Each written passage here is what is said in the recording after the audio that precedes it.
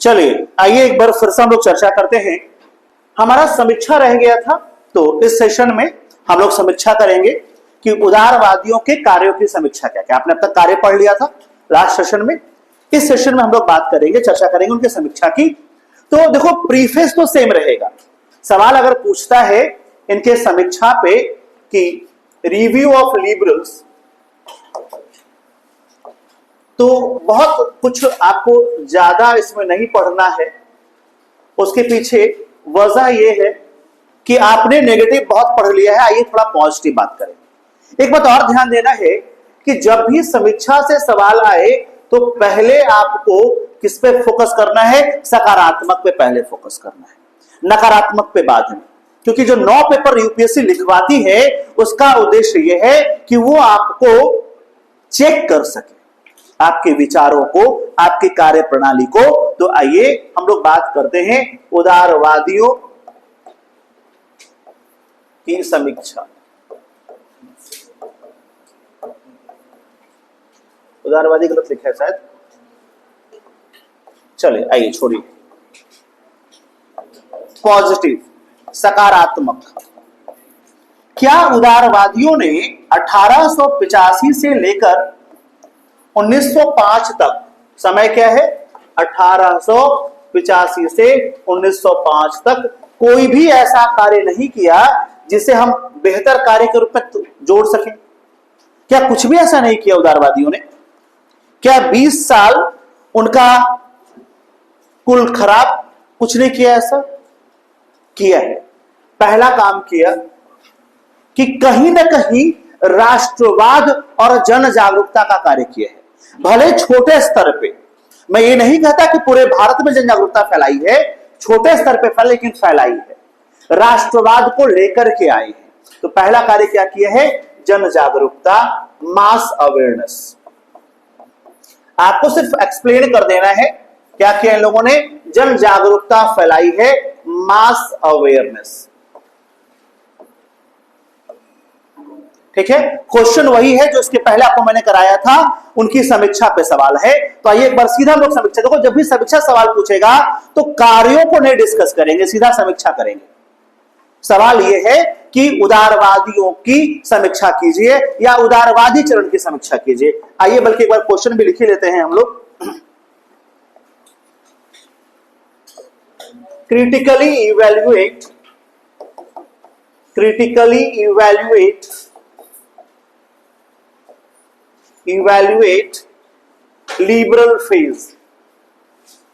liberal phase, critically evaluate liberal phase।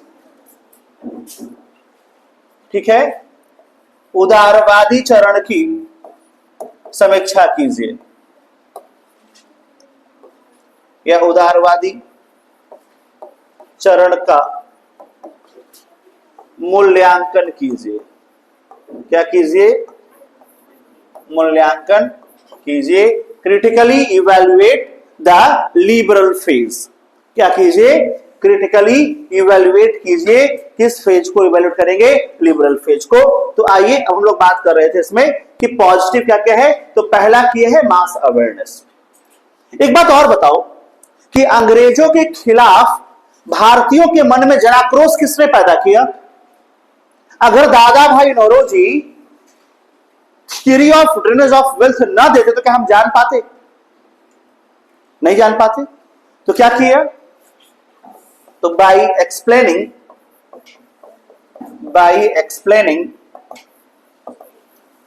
British policies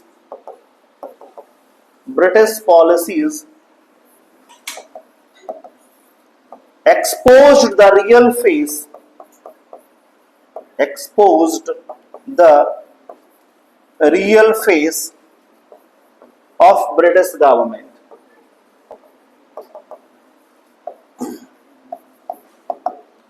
ठीक है, क्या किया? एक्सपोज किया। कौन सा चेहरा एक्सपोज किया? जो वास्तविक चरित्र था अंग्रेजी सरकार का, उसका पर्दाफाश किया। तो लिख लीजिए ब्रिटिश आर्थिक नीतियों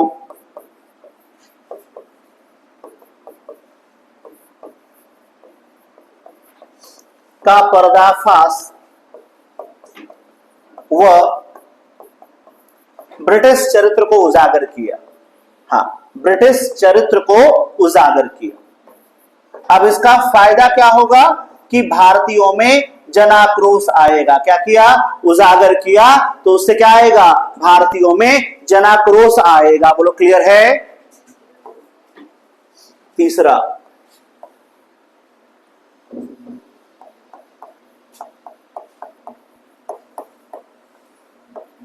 द फीलिंग ऑफ रिबेल। जनाक्रोश कहता है feeling of anger, feeling of rebel, anti British feeling आया भारतीयों में। जनाक्रोश, anti British feeling, anti British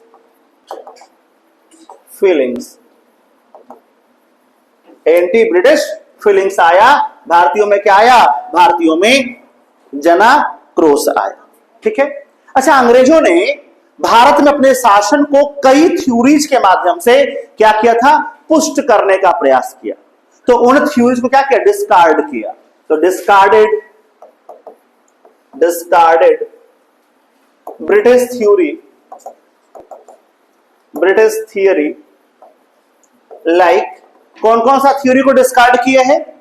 एक सिद्धांत था वाइट्समैन बर्डन थ्योरी। क्या था?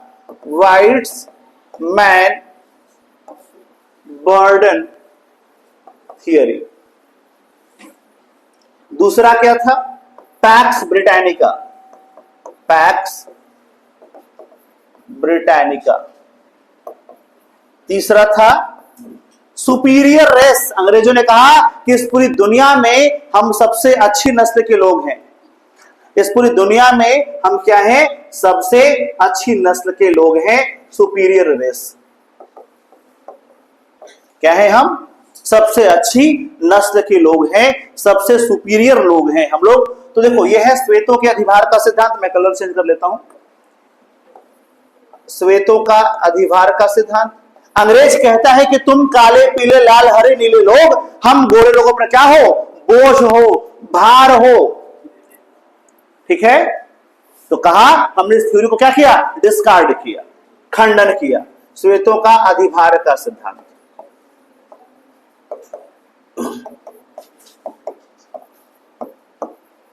क्या कहा? दूसरा कहता है पैक्स ब्रिटानिका। कहा ब्रिटिश साम्राज्य पूरी दुनिया में सबसे अच्छा साम्राज्य है, पैक्स ब्रिटानिका। तीसरा कहता है कि हम लोग सबसे अच्छी जाति के लोग हैं। और चौथा है सिविलाइज्ड थ्योरी। कहा हम लोग यहां पर तुम्हें सभ्य बनाने आए हैं। कहा हम अंग्रेज तुम्हें क्या करने आए हैं? तो हम अंग्रेज तुम्हें सभ्य बनाने के लिए आए हैं। हम तुम्हें सभ्य बना के मानेंगे। क्यों आया अंग्रेज? हमें सभ्य बनाने। क्यों? हमारे सर पे क्या सिंह उगा हुआ था? नहीं ना। अरे हम लोग पहले से सभ्य लोग हैं भाई। भारत वो देश जो वसुधैव कुटुंबकम की बात करता है, वो सभ्य देश है। भारत वो देश जो परिवार, समाज, सबको साथ लेके चलने की बात करता है, वो सभ्य देश है। यूरोप में समाज देख लीजिए, परिवार देख लीजिए, अपराध देख लीजिए। हम जीव मात्र से प्रेम करते हैं, हम जीवों पर दया करने की बात करते हैं। और वहां यूरोप देख लीजिए, नरभक्षी समाज।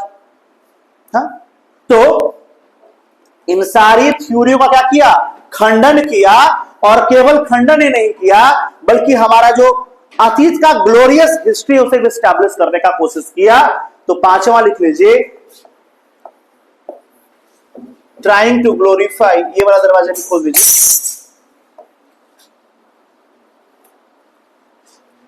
ट्राइंग टू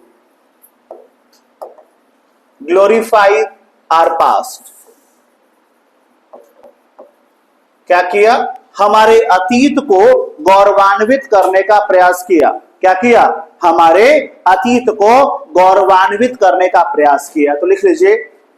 हाँ, देखो, जब तक अतीत से आपका जुड़ाव नहीं होगा, तब तक उस राष्ट्र के प्रति आपके भीतर लगाव पैदा नहीं होगा। तो क्या किया? अतीत से जुड़ाव पैदा किया, ताकि उस देश के लिए हमारे अंदर क्या पैदा हो? लगाव पैदा हो। तो लिखिए, अतीत से या अतीत का महिमा मंडन। क्या किया? अतीत का महिमा मंडन किया। बोलो क्या किया? अतीत का महिमा मंडन किया। क्या किया? अतीत का महिमा मंडन किया। बोलो क्लियर है बात? अरे बोलो यार, क्या कर रहा है वो?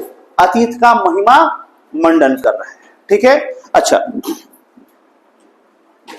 अगला और क्या होगा? देखो, जब भी आप ये सब बात करोगे ना तो हमारा अंग्रेजों के प्रति झुकाव कम होगा और भारत का झुकाव क्या करेगा?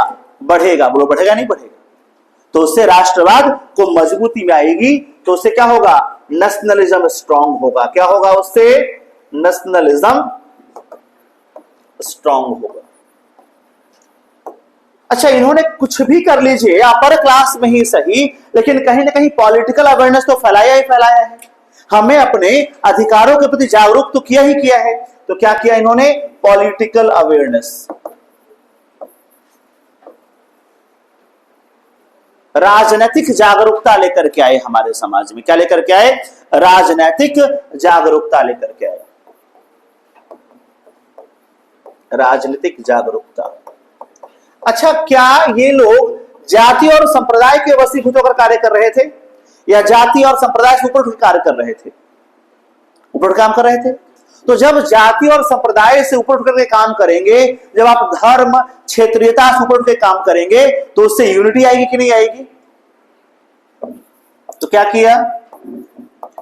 Unification of nation. Unification of nation कैसे? Beyond religion, beyond race, caste and area. हमने क्षेत्र, जाति, नस्ल और धर्म से ऊपर कार्य किया है। तो क्या किया? तो राष्ट्रीय एकता आई। क्या आई इससे? यूनिफिकेशन ऑफ नेशन, राष्ट्रीय एकता आएगा, क्योंकि हमने धर्म, मूल वंश या नस्ल, जाति और क्षेत्र से ऊपर उठ करके कार्य किया है। तो हमारे यहां क्या आएगा? यूनिफिकेशन आएगा। और इसी यूनिफिकेशन से हमारा जो है राष्ट्रवाद और क्या होगा? मजबूत होगा। होगा या नहीं होगा? आप कुछ भी कह लीजिए, चाहे आप जितनी शिकायत कर लीजिए, लेकिन कहीं ना कहीं जो भविष्य के मास मूवमेंट हुए, उन मास मूवमेंट्स की नींव अपने आप में रखी। रखी नहीं रखी? बोलो यार, रखी है। अच्छा, कहीं ना कहीं एक बड़ा चुनौती यह भी था तो कि अपनी डिमांड्स को आप ठीक से रख पाए। तो क्या हमारी डिमांड्स को इन्होंने ठीक से फ्रेम किया है या नहीं किया है? अंग्रेजी सरकार हर बार हमारे डिमांड्स को फाड़ के फेंक देती थी। कांग्रेस आया तो उसने हमारे डिमांड्स को सीरियसली देखना शुरू किया, सुनना शुरू किया, काम करे ना करे। जैसे मैं तुम्हारे सवालों का जवाब दूं ना दूं, लेकिन अगर मैं तुम्हारे सवालों को ध्यान से सुन रहा हूं तो ये तुम्हारे लिए ठीक है। पहले क्या था? मैं सवाल सुनता ही नहीं था। अब समझ में आया बात? पहले आपके पास कोई ऐसा प्लेटफॉर्म नहीं था जहां सब अपनी डिमांड को रख पाए, अंग्रेजों को अपनी बात बता पाए। अब भारतीय राष्ट्रीय कांग्रेस की स्थापना के बाद एक ऐसा प्लेटफॉर्म आया है जहां से आप अपनी बात कह तो सकते हैं, भले अगला उस पर रिएक्शन करे ना करे, वो सुनेगा जरूर। आई बात समझ में? तो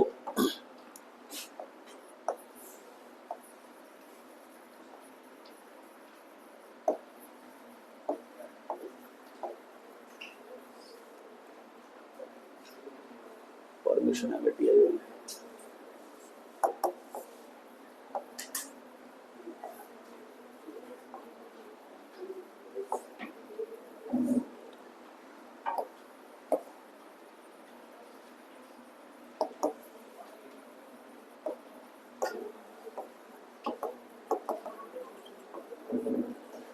ठीक है, हम लोग क्या करते थे? तो लीगली अपने डिमांड को क्या कर रहे हैं?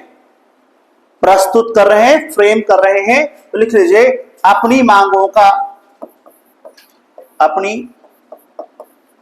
मांगों को विधि के अनुकूल या विधि अनुसार, विधि के अनुसार निर्माण और प्रस्तुतिकरण, निर्माण व प्रस्तुतिकरण। ठीक है, हम अपने डिमांड्स को क्या कर रहे हैं, मांग रहे हैं और उसे ठीक से प्रेजेंट भी कर रहे हैं। तो ये था इनका पॉजिटिव। क्लियर। आइए नेगेटिव की हम लोग बहुत सारी चर्चा कर चुके हैं, तो नेगेटिव की चर्चा में हम लोग चलेंगे।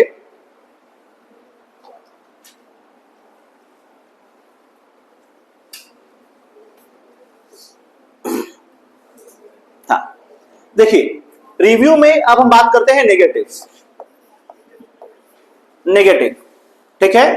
पहला नेगेटिव आपको मैंने बताया था पिछले सेशन में भी कि वर्किंग स्टाइल क्या था। तो इनका जो मास था, इनका जो बेस है वो वर्किंग क्लास का बेस है, और वो वर्किंग क्लास 10 से 6 की नौकरी करता है और उसके बाद आजादी की बात करता है, उसके बाद वो राष्ट्रवाद की बात करता है। तो ये गलत है।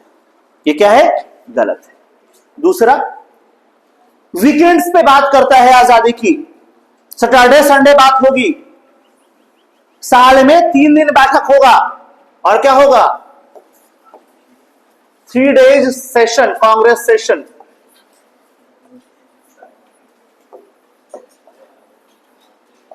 अरे यार,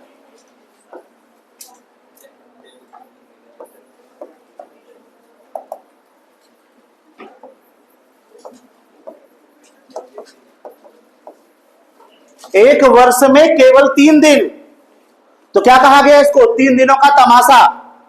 एक वर्ष में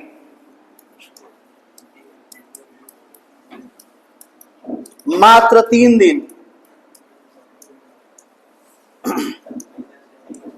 की बैठक, बैठक जो है हर हफ्ते होनी चाहिए थी कांग्रेस की, होती कब है, एक साल में केवल और केवल 3 दिन।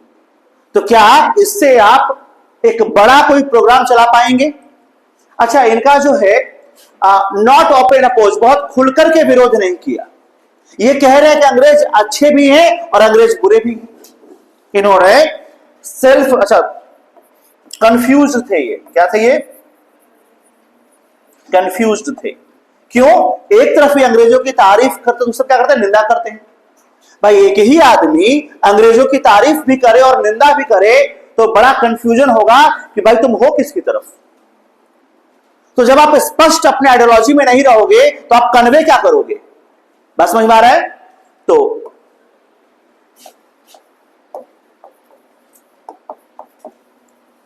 Not cleared in their ideologies, in their ideologies. अब जब आप अपने ही आइडियोलॉजीज में बहुत क्लियर नहीं है, बहुत स्पष्ट विचारधारा नहीं है, तो लिख लीजिए स्पष्ट विचारधारा का अभाव, स्पष्ट विचारधारा का अभाव। तो आप आगे कन्वे क्या कीजिएगा, आप आगे कन्वे क्या कीजिएगा जब आपकी अपनी विचारधारा बहुत स्पष्ट नहीं है। आई बात समझ में? ठीक है। दूसरा क्या था, अगला नेक्स्ट, कि आम जन से जुड़ नहीं पाए थे। मैं नंबर चेंज कर दूंगा, छठा ही सातवां इधर को, ये 7वां 8वां,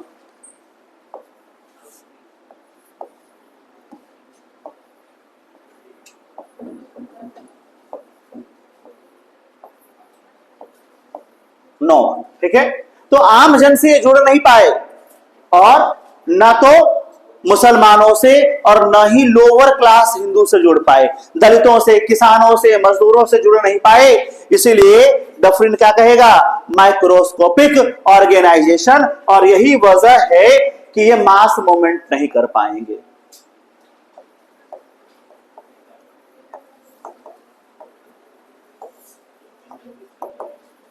बोलो।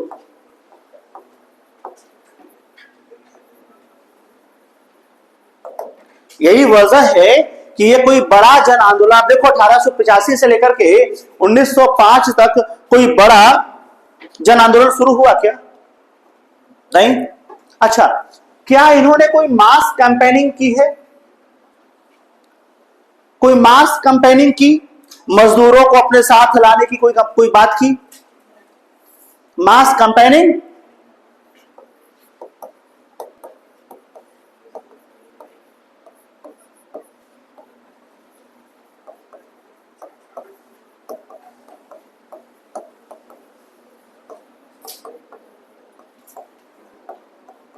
अंग्रेजी में से पूछना मास कैंपेनिंग।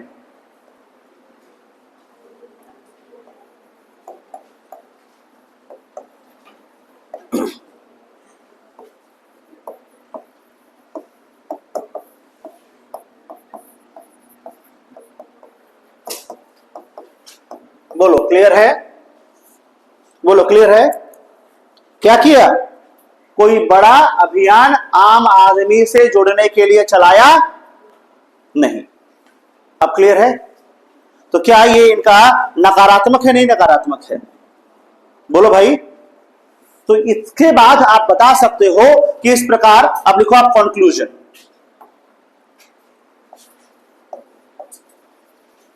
कंक्लूजन देखो, यहां पे भी आपको बहुत मिक्सचर अप्रोच लेके चलना है, मिडवे लेके चलना है, बहुत एक्सट्रीम लेके मत चलना।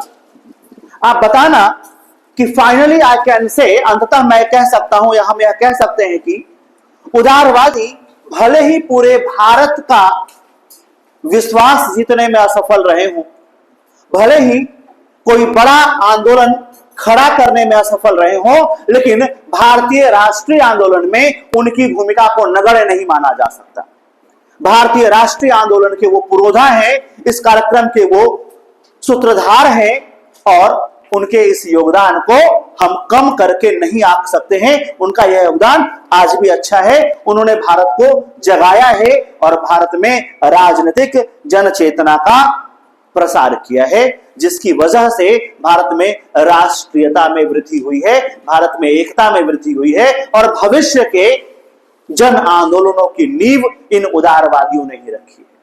भविष्य के जन आंदोलनों की नींव किसने रखी है? इन उदारवादियों ने रखी है। तो यहां तक क्लियर है? आई होप आप लोग ये प्रश्न कि उदारवादियों की समीक्षा या उदारवादी चरण की समीक्षा ठीक से लिख पाएंगे। अभी के लिए यहीं तक, हम फिर मिलेंगे, तब तक के लिए धन्यवाद। जय हिंद।